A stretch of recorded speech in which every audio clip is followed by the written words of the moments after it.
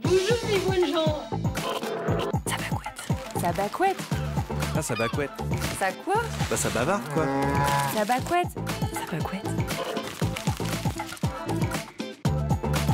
Ah, je me suis cogné à la quarte de la table, je me suis fait mal. Cette phrase vous est familière? Le nombre 4 repose sur une racine indo-européenne, quatuor.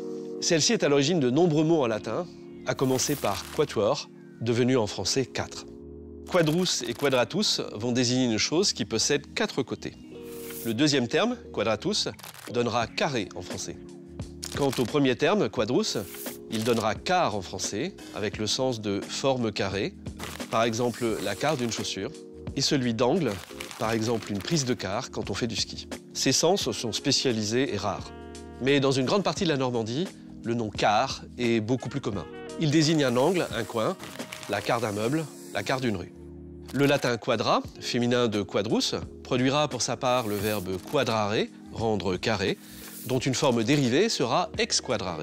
C'est de ce nouveau verbe que sera issu ex quadra, terme à l'origine de l'ancien français esquière, esquire ou esquère, devenu après le XIIe siècle notre moderne équerre. Après la conquête de l'Angleterre par les Normands en 1066, esquerre passera également dans le vocabulaire de l'anglo-normand.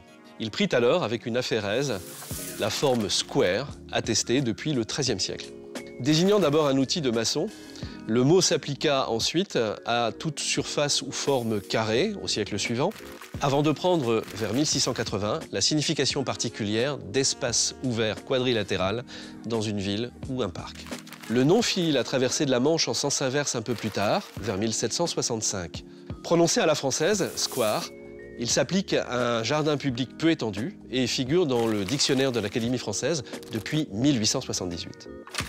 Alors, qu'est-ce que vous en dites ?